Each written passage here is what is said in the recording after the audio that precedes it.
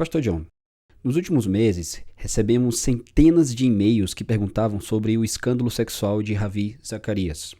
Tudo pode ser resumido em 3 perguntas. Como o senhor tem encarado essa tragédia? 2. O que devemos pensar do legado do ministério dele? E 3. O que o senhor diria àqueles que foram moldados ou até convertidos por meio da influência dele? Bem, embora seus ministérios não tenham sido muito próximos, ainda assim você recebeu muitos e-mails, como esse aqui do Jonas, que diz: Olá, Pastor John. Após as alegações e provas de imoralidade sexual na vida de Ravi Zacarias, como devemos encarar e responder a essa situação? O impulso inicial parece ser cancelar, ignorar e nunca mais falar sobre ele. Mas não fizemos isso com Davi, um homem segundo o coração de Deus que cometeu pecados infames de luxúria e adultério, os quais levaram à gravidez, engano e assassinato. Davi é um homem de fé que hoje celebramos e tomamos como exemplo, apesar de seus sérios pecados. É errado defender líderes espirituais contemporâneos apesar de seus pecados sexuais? A morte de um mestre deve ser considerada nessa decisão? Não seria mais perigoso defender um mestre que esteja vivo, visto que ele estaria suscetível a falhas ainda maiores? Também reconheço várias pessoas que vieram à fé por causa do Ravi. O que dizer para encorajar um crente que agora enfrenta a provação de ter seu pai na fé manchado por causa de seu próprio pecado?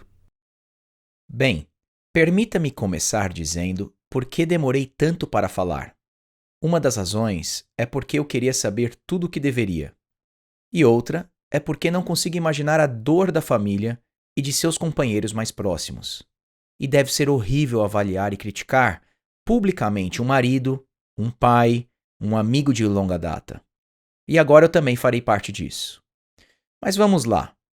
Quer dizer, creio que essas centenas de pessoas têm razão de perguntar: Ok, Piper, você o conhecia.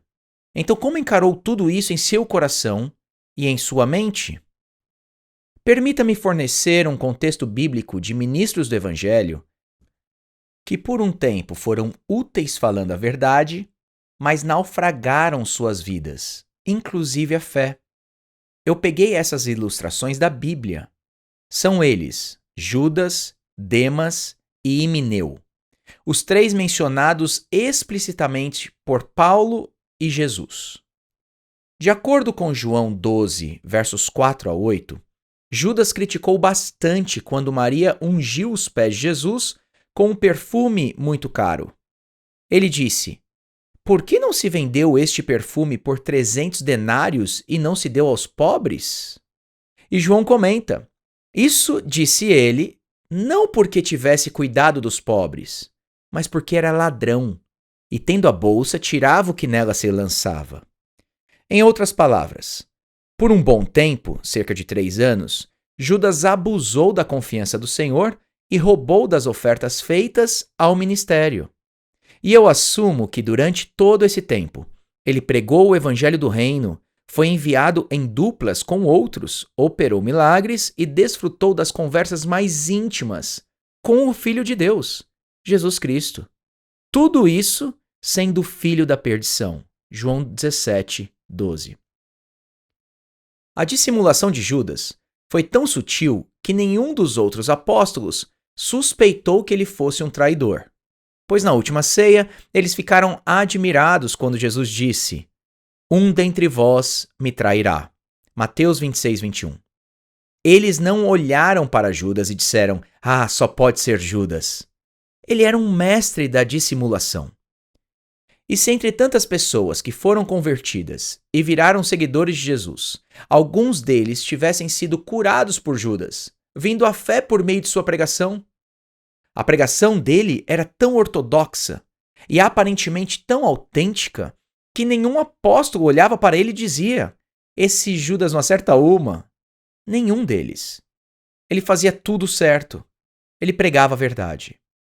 E para que ninguém pense que falsos apóstolos não podem fazer milagres, lembre-se das palavras de Jesus em Mateus 7, 22, 23. Muitos, naquele dia, hão de dizer-me: Senhor, Senhor, porventura não temos nós profetizado em teu nome, e em teu nome não expelimos demônios, e em teu nome não fizemos muitos milagres? Então lhes direi explicitamente: nunca vos conheci. Apartai-vos de mim, os que praticais a iniquidade.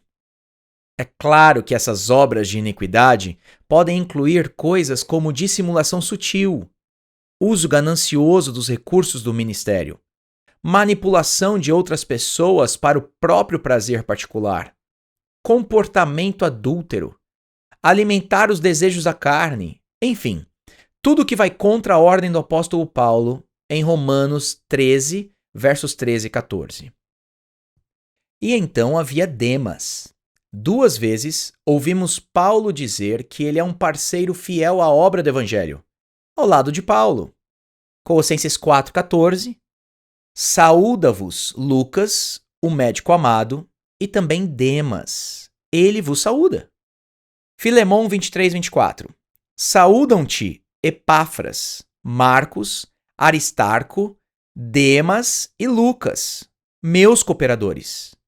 Demas é citado como um cooperador do Evangelho, ao lado de Lucas e dos outros. E então, em sua última carta, em 2 Timóteo 4,10, vemos estas palavras terríveis. Porque Demas, tendo amado o presente século, me abandonou e se foi para Tessalônica.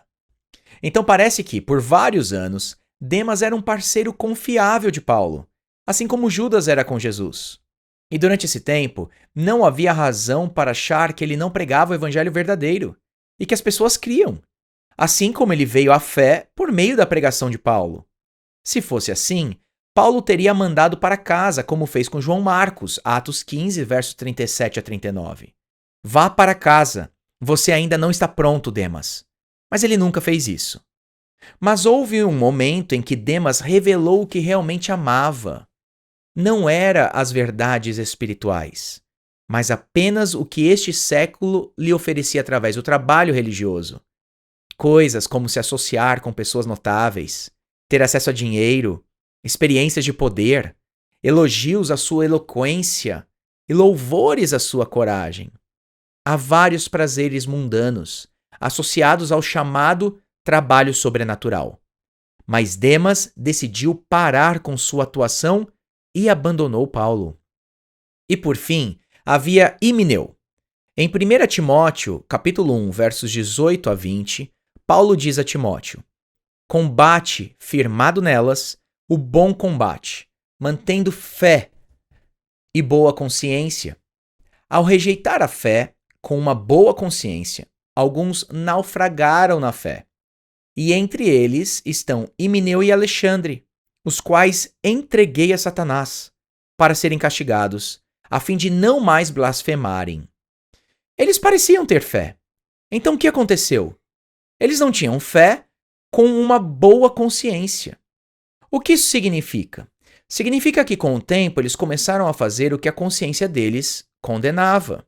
Mas ao invés de se arrependerem, eles acharam um jeito de enganar a consciência até que ficasse tão cauterizada a ponto de justificar comportamentos chocantes, o que levou Paulo a dizer que eles vieram naufragar na fé. Uma vida dupla, vivida de forma contrária à consciência cristã, é um naufrágio iminente. Então, podemos tirar muitas lições de Judas, Demas e Himeneu. Aqui estão 3 delas.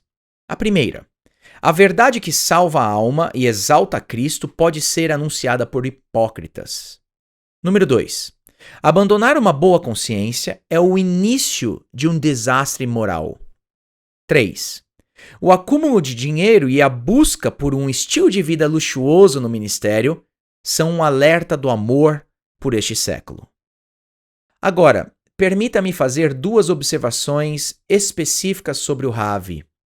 Primeiro, a maneira como o Ravi publicamente narrou suas experiências pessoais passadas me perturbou bastante.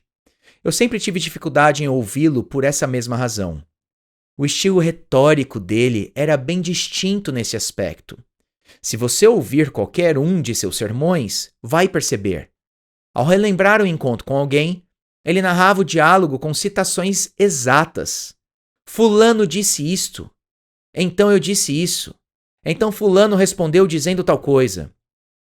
E eu não me lembro de ter ouvido ele deixar claro para o público que era a melhor aproximação possível do que ele podia lembrar que foi dito. Eu não gosto desse tipo de pretensão ou precisão na lembrança de um diálogo. Na melhor das hipóteses, me pareceu descuidado. Na pior, me pareceu desonesto. De qualquer maneira, me deixou bastante desconfortável. Analisando depois, eu só podia imaginar que era um sintoma de falta com a verdade sobre aquela experiência.